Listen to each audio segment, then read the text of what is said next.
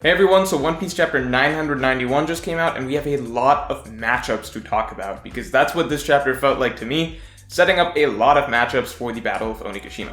So, to start with, let's just get this out of the way. It looks like X-Drake is basically, he's going to be part of the squad going forward for the rest of this Onigashima battle. I like how it wasn't, as simple as basically, I'm X-Drake, you might think of me as an enemy, but I'm dropping in, please let me join your side. It was more like, the classic Luffy thing where basically Luffy doesn't always go with the most logical option. He's going with his gut, with his intuition. But the reality is that his intuition is usually right. And I like that we got that little flashback between Drake and Kobe before this, where basically Kobe described the type of person Luffy is, and that does sum him up pretty well. And I think that's the second time in the series that we've gotten this sort of quote about Luffy, the first time, of course, being with Mihawk, where it's explained that Luffy has this ability to sort of draw people to him. And it's not just that he draws people to him, he draws the right people to him, right? Like, it's to the point that even characters like Bellamy, who were once basically mortal enemies with Luffy, or who despised his character, even they ultimately come in basically into the fold of like the Straw Hat umbrella, because Luffy just has that knack for drawing the right type of people towards him. And if you're an enemy, as it was said, Luffy's not going to forgive those type of people. Like characters like Caesar, they're never going to join the crew or anything like that. Characters like Crocodile or whatever. Like Luffy doesn't accept certain types of people into his fold or into his circle. So I like that we got that little flashback, but just in general, Luffy has such good intuition about the type of person you really are inside. And we saw that with Nami, where like even with Nami, we thought that Nami had betrayed the crew. Luffy saw through that. We saw that with Robin, where Luffy was unreasonably stubborn in terms of how much he wanted to get Robin back, even though like by all means it was kind of a like, let's just drop her and go situation, because Luffy could tell the type of person that you are on the inside. I'd say Pudding is probably the only time in the series that I can really think of that Luffy just got it straight up wrong, but you can kind of go, 2 layers deep with that and be like, deep down, Pudding was actually a good person. So, on the surface, she's a good person. Underneath that, she's, like a traitorous kind of big mom spy. And then below that, she has a soft center at the very least. So at the end of the day, Luffy actually was right with his intuition about her as well, just in a weird way. But that's a long tangent. The point being that Luffy sees that X-Drake has, pure intentions in terms of going over to their side, and he's not going to betray them. He is ready to fight against the Beast Pirates. Even if, like, the background of the Marines and stuff is not something that Luffy picks up on right away. I do like that the rest of the crew is not that accepting of X-Drake, and it's not just as simple as like, oh, X-Drake is hopping in, we're buddies with him now. Everybody else is pretty strongly opposed to the idea of just letting a Beast Pirates member onto their side in this battle, but Luffy kind of just overrides them. They're like, the classic, like, everybody's acknowledging him as a captain, but as an idiot captain. But as an idiot captain who we, the reader, also knows is correct. The other thing I like is that even after Luffy gives the okay for X-Drake joining the crew, Zoro still goes after X-Drake. Like, I know people have gotten kind of obsessed with the idea that, like, Zoro is the perfect subordinate, the most loyal subordinate, he always follows Luffy's orders. Like, he would never do something like Sanji, like, go against what Luffy says or disobey his captain. That's not true. All the Surats are individuals. They're going to make their own calls in certain situations, and we see that right here as well. Like, just because Luffy's saying, hey, I want X-Drake, doesn't mean that Zoro's going to just blindly go along with something that he thinks is a terrible decision. And I really like that happened, because then we get to see Zoro fight X-Drake a little bit, which is a cool little matchup that, like, I kind of wanted to see, because, so far we've gotten Zoro against a couple of the Supernovas, right? We've gotten Zoro against Killer, obviously, although at the time we didn't know it. We only found out in hindsight that Zoro actually beat Killer without us realizing it. And we got a skirmish between Zoro and Hawkins, which I thought was like a great opening fight for Wano. And now we get another skirmish between Zoro and X-Drake. So I like seeing this Supernova on Supernova action. There was a bit more of it towards the end of the chapter. I'll talk about that in a bit. But it's clear that, like, they're not going to keep fighting. By the end of the chapter, once they got that Apoo, again, I'll talk about that in a little bit, they're clearly on the same page at this point, so we didn't get to really see them both go all out.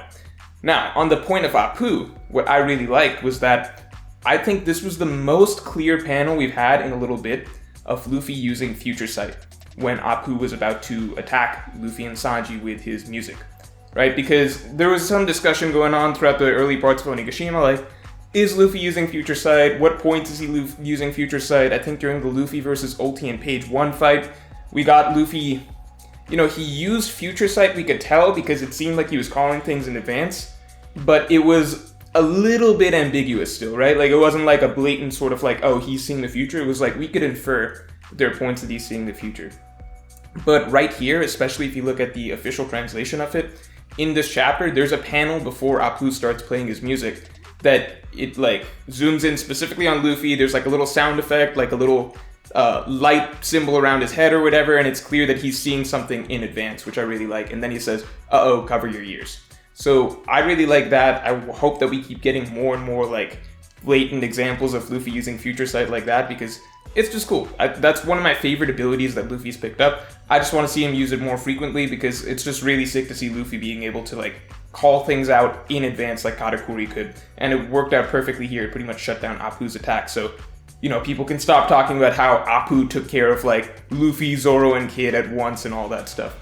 Anyway, on that note, Apoo, I'm trying to get a gauge of like what his fighting style is if he can't affect people with music, right? Because it looks like he's doing a little bit of like people on the Beast Pirates obviously mentioned, Hyogoro and his mafia buddy obviously mentioned like Apoo is kind of like an animal tamer, because he's getting the numbers to do his dirty work for him. So now I wonder if that's the next step. If Apoo can't directly damage you with his music attacks, is his next step basically just like use music to influence people to do his bidding for him. I would like to see him still getting like some like hand-to-hand fighting abilities, because he's got that long arm fighting style that I hope to see in action against like a strong character. But it is also cool to see that like he's able to manipulate the numbers to basically work as his minions, because the first time we saw Apoo in Wano was in conjunction with the numbers arriving. So I wonder if Apoo's kind of like the ringleader of the numbers, and he travels around with them, having them destroy towns and villages and stuff like that, and he's their like animal tamer, So the numbers, we've been knocking them out one after another, but this guy, Hachi, I've got to check the name again. I feel like it's not going to be called Hachi because we already have a character named Hachi. But the number 8 dude, he's the one, I guess, that's sort of being built, like he was there earlier trying to interfere with Luffy and Zoro. I feel like he's the one that's, I guess, the strongest of the ones that we've seen so far, though I wonder how much variance there is among the numbers in terms of strength. There's still some silhouettes that we saw initially when the numbers were arriving at Wano, like all those chapters ago. There's still some silhouettes that we saw that I think we have not yet gotten to see. And so I still don't know, maybe we haven't even seen the strongest of the numbers yet. But again, so it looks like Zoro and X-Drake ended up going off to team up against Apoo. Although I don't know how long-lived that little matchup is going to be, because, 2v1, 2 supernovas versus 1 supernova, I don't think that's like going to be an extended fight. And then it looks like we're going to be having Frankie versus at least one number. Hopefully more, because I think Frankie versus just one number is not a particularly fun fight. Like, Frankie should be able to, I know he said he's low on cola or whatever, but he should be able to take care of a number like pretty easily. On the flip side, Usopp and Nami versus Page 1 and Ulti, I don't know about that, because the fun thing about like Usopp and Nami is that, they're always written so that on a typical day, simple, straightforward fight scenario, like on the street or something like that, they're gonna lose to probably the vast majority of decently strong characters that we run into.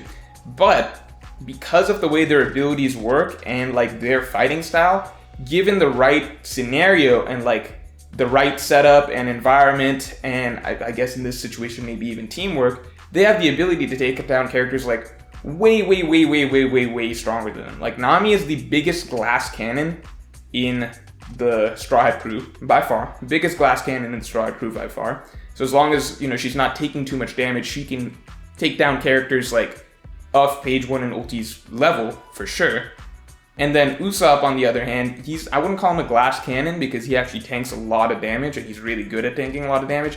He doesn't have the same like offensive output as Nami, but he has the best strategic abilities out of the entire Straw Hat crew. So that sort of combination, I think, can make for like a really good duo fight against Ulti and Page 1. And kind of the way that Ulti and Page 1 have been like paired together so aggressively so far, obviously being brother and sister, like I think we could have all maybe have seen coming that like ultimately their battle would be a team battle versus 2 other characters. So in this case, if it's Usopp and Nami, like I'm excited at the prospect, I'm excited at the idea of it, but it's still like a little hard for me to wrap my head around the idea that like Usopp and Nami can actually take out these two characters, because like even if you say relative to, like if you go back to, like Usopp always punches above his weight class, right? So does Nami. She always punches above her weight class. But like even if you go back to like CP9 or something, like Nami versus Khalifa, like what I'm saying is like relative to how strong Page 1 and Ulti are right now to other strong characters, like Ulti can give Luffy a bit of a hard time. Page 1 can give Sanji like a hard time and stuff like that. Like if you compare it to something like, oh, Nami fighting Khalifa, like Khalifa would never give someone like Luffy, Zoro, or Sanji a hard time. Like we saw that Sanji could easily deal with someone like Khalifa, right? Like, so this is the first time that I think there's a potential for Usopp and Nami to actually take on characters that like can also straight up hang with other strong members of the Straw Hat crew, which is just a really exciting prospect. I don't count Corona because she's just like a terrible, terrible matchup for anybody else. I'm saying like these are two physically strong opponents that could also hang with like really strong Straw Hat characters, right? So I don't know if this is the actual main matchup that Usopp and Nami are getting. If it is, I think that'd be really, really cool, and that would be like the biggest challenge that they've ever had in the series. But at the same time, as you all know, I personally believe that this whole Onigashima battle is going to end in failure, so I do think it could also be a setup for them just biting off more than they could chew. And I think a lot of things are going to go south for the crew pretty soon. Like I think Zoro and X-Drake have it a little too easy just being up against Apoo at the moment. I think Frankie has it a little too easy being up against just a number at the moment. I think that Nami and Usopp, you know, they're taking it too easy, thinking that they can take on Ulti and Page 1. So we'll see how things go. Interesting potential matchup. I don't know if it's destined to be, you know, successful for them. Now, going back upstairs to Jack versus the Sulongs, I really like what happened here. First of all, let's say Inuarashi Nekomamushi, Oda right here delivered on the Sulong design for these two. I've been looking forward to the Sulong designs for Nekomamushi and Inuarashi for the longest time. I knew when, I said in my previous chapter review that like, I was a little disappointed that, you know, the mass Sulong transformation we got here at Onigashima was not as artistically brilliant as I was hoping Oda would make it, like max effort like that Carrot chapter. The Sulongs were mostly just kind of flying around with sort of vaguely drawn designs where you couldn't really see the details or anything like that. I was hoping for something much more expansive, more majestic, like a giant, you know, armada of like beautifully drawn like animal warriors basically flying around the sky. I thought we would get something like that, but obviously Oda only has so much time to draw. What we did get, at least, and this is why I guess he kept Inuarashi and Nekomamushi silhouetted last chapter, what we did get was a great double page spread of those two basically like in their full forms, and I think that they looked like at least as good as I imagined that they would look, right? Like to me, I would say that their designs are, I'm not gonna say like among the coolest that we've seen in Wano so far, because we've gotten some cool designs in Wano so far, you know, King, obviously Kaido in his dragon form and everything like that, but their two in Sulong form are like easily two of the coolest designs we've gotten like in Wano and across the series. I think you could compare it to anything, and I think it would hold up favorably to a degree. Now, in terms of the matchup, like I was saying, I really like what Oda did here, because if you go back to my Luffy versus Jack video, which by the way, I think that matchup is still going to happen, and again, a lot of this hinges on the idea that this is not the final battle, right? I don't think that Onigashima is the final battle. If you go back to my Luffy versus Jack idea, one of the big things I had to kind of get around was the idea that a lot of people pushed, which was that I think that people thought that Jack should be fighting Inuarashi and Nekomamushi, that they should be a rematch that happens right there, right? That's a popular idea, so that kind of contradicts the idea that, well, Luffy's gonna fight Jack. So the way this worked out is, it looks like we're gonna get both, or at least we got one of those out of the way, right? Like Inuarashi, Nekomamushi, they got to fight Jack, they got the revenge, but they did not have to take that Jack fight out of the equation, right? Jack isn't down for good. Jack can still fight somebody else, so Jack can still fight Luffy down the line. I think he's too weakened at the moment for Jack to get his final fight here, be it against Luffy or Jinbei like some people think. I personally don't. I think you can pin Jinbei versus Sasaki. I think you can write that in right now, personally.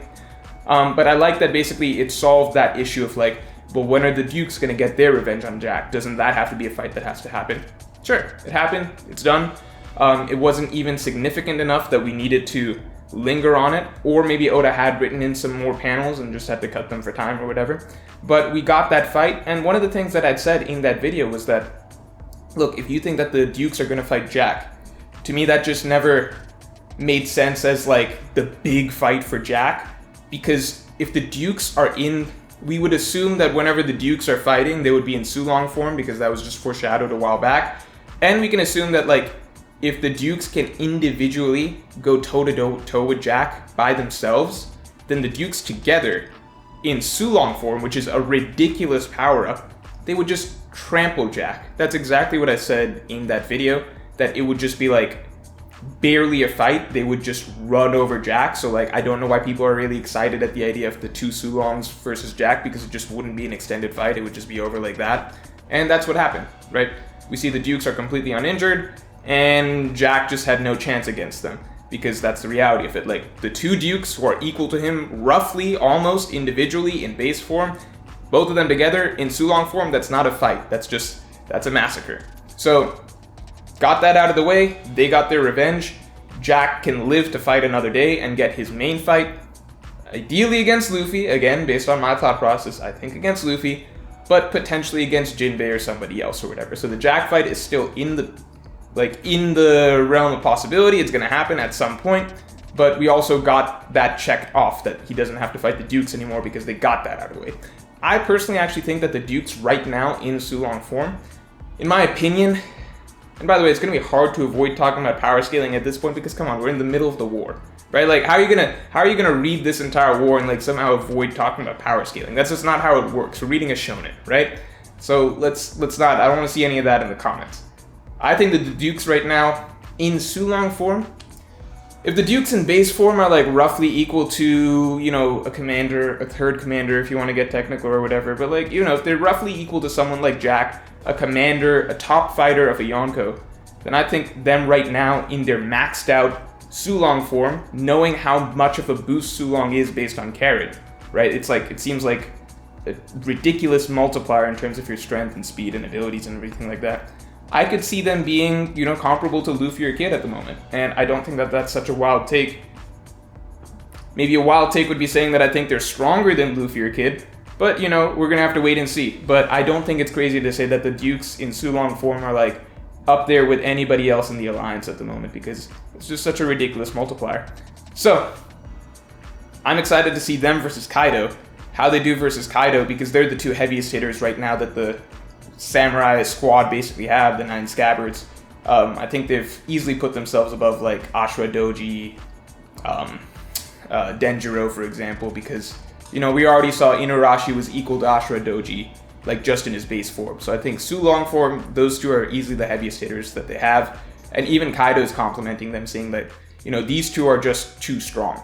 And by the way, that's like an interesting quote that he had, because, you know, when Doflamingo was defeated, right? When Doflamingo was defeated by Luffy and Law, Kaido mentioned, Joker, you're just too weak. It's not your fault. Here, Kaido is actually even acknowledging, like, Jack, you're not weak. These two guys are just something else. So that's like big praise coming from, you know, the big man himself. And that is interesting that, like, Jack is one of Kaido's hand-picked lead performers, as he said. So he's not just going to dismiss him as being too weak, like he thought of Doflamingo, for example. Maybe that even goes towards how Kaido thinks of Doflamingo's strength versus Jack's strength. But of course, we know Jack is, as I said, one of Kaido's personal warriors, so maybe he's just going to have more of a bias towards him, for example. I think we generally just need to see more of Jack against other people before we get an idea of, like, how strong Jack actually is. Anyway, beyond all that, the last thing was Kinemon cutting the fire attack. This was something that I personally didn't love, not for power scaling reasons. Like, I understand Kinemon can cut fire. That's the thing he can do. That's his entire name. His name is, you know, Foxfire Kinemon. Like, if he can't cut fire, then that would be kind of ridiculous. The reason I personally didn't like it was just because that's, as far as we know, that's Kaido's, like, most powerful attack, I guess, or at least most in terms of, like, area damage. That's just his most impressive attack that he's shown. And it might just be his strongest attack, he's in his dragon form, he shoots a big blast and everything like that. So the reason I personally didn't like it was because I was kind of looking forward to a moment where, like, somebody stopped that attack. Like, if Luffy were to stop that with armament haki or something like that, like putting up a barrier. Or, Zoro much earlier talked about, like, oh, I want to learn how to cut fire or something like that. If down the line we got, like, Zoro thrown into the fray against Kaido for, like, a little bit, I thought it would have been a great moment if Zoro had, like, started to learn some stuff like Rio or something along those lines. If Zoro got a really big moment cutting the fire against Kaido or something. It's just the idea that that's like a really big attack that Kaido has, and we see it stopped or dealt with so easily. Again, it's not about the logic of it. It's not about the power scaling. I understand Kinemon can do it. I'm just saying it felt a little less impactful to me that it's happening, so casually, so early on, when I felt like, on paper, imagine how, if Kinemon didn't do it here, imagine how amazing it would be, like, if we got to see Zoro cut it, like, towards a climactic part of the battle, like him cutting fire for the first time amidst Kaido's attack. So it just felt like a moment that could have been more iconic or something like that, or one of the standout moments of Wano. It is going to be like a more forgotten moment in an earlier panel. And now at this point, because Kinemon's done it so easily, it's just not going to be as impressive. Like if, I'm using Zoro again as the example here because that's just what I'm thinking of at the moment. If Zoro does cut Kaido's attack later down the line, it's going to feel a little more meh, like, yeah, of course he's supposed to be able to do that. You know what I mean? Whereas if he was the first one to be shown doing it, it would just be a bigger moment that would be a lot more memorable and iconic. So, sorry if this felt like an iconic moment to you. I apologize. I just personally don't think it was even the best moment of the chapter. You know what I mean? So, like, it just felt like seeing Kaido's big fire attack basically be dealt with so easily earlier on in this arc, basically. I just feel like it takes away a little bit from, like, what could have been later down the line when the main protagonists that we care more about are taking on Kaido. That's about it. But overall, like, I don't have a problem with it power scaling wise. It just makes sense. Now, the scabbards and the future, because we're going to end every chapter review. I don't know if you've been noticing, we're going to end every chapter review talking about the future. The scabbards are just asking to die at this point, right? They're just begging for it. They're like, please kill us. We're done. We are here to die. You can start planting the graves right now. We're out of here, right? Like, they're here to die, right? I don't know if they're all gonna die. I don't know if they're all gonna die is the thing, but at least some of them are going to die.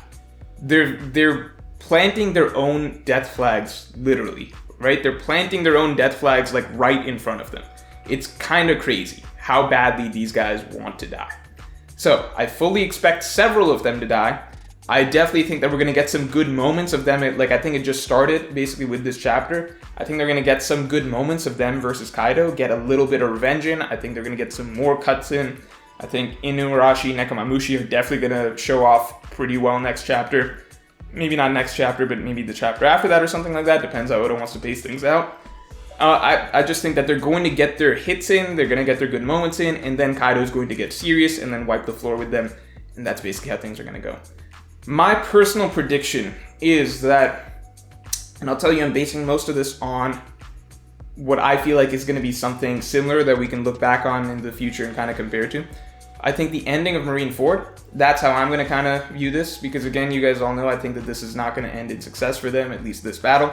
So if we compare it to, like, the ending stretch of Marineford, which was chapters like 570 to like 580. If you look at that stretch of chapters, I feel like we could get something somewhat similar, where, like, it starts off on, like, a really big high with everything seemingly going their way. I think maybe the chapter before or something like that, Luffy had just unleashed Conqueror's Haki. Then, from 570 onwards, like, they're leading the charge.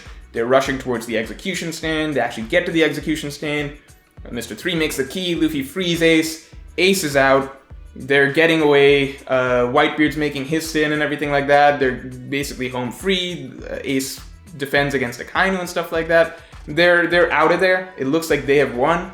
And then there's a sudden twist at the end of, I'm pretty sure it's 573, because I checked a little bit recently. A twist at the end of 573 where suddenly Akainu gets Ace. And then from there, everything is just downhill, like a really drastic, steep drop in terms of, like, the protagonist's momentum, because there's everything, like bad things one after another happening, right? Like Ace is dead, then Whitebeard is got half his face missing, then the Blackbeard pirates show up, then Whitebeard's dead, then Blackbeard's got his fruit, then Akainu's back. All of that stuff basically going in like a terrible downward spiral. I think that we could get something very similar to this. And again, I was saying that happened between a stretch of chapters from 570 to 580. I think we're at a very similar spot right now between 990 and chapter 1000. So I don't know if it's going to happen in that exact same way. But for fun, let's say my current prediction is basically the end of chapter 573 was when things kind of flipped, right? The tables turned, Akainu got Ace. My prediction will be, I think 993, if we're going with that exact same sort of 10 chapter run, 993, I think like everything will be going well over 992. Things are obviously going well right now in 991. Things are going well 991. I think things will continue to go well 992. I think they'll continue to go well 993. My prediction will be the end of 993. Yeah, let's say the end in 993. I think that there's going to be something that happens that kind of changes the game. Something that happens that changes the game that makes it go in a much more negative direction. So I don't know what it would be. Maybe that's when Kaido goes hybrid mode and starts attacking the Scabbards or something like that. Maybe there's a drastic death right there. Maybe that's when Kinemon goes. But yeah, I'll say 993 is my prediction. And I'm basing it purely on that same 10 chapter run in Marineford that I think that this could be very similar to. Now, there's a lot more going on here than Marineford, so maybe I'm off by like a few chapters or something. Maybe it happens a little later. But, you know, you got to make a prediction and stick to it. So I'll say 993, and we'll see how it goes. So my prediction right now, end of 993, something big, very negative is going to happen at the end of the chapter to kill a lot of the positive momentum that's going on. So if you enjoyed this review, then definitely like, comment, and subscribe below, and I'll talk to you all next week.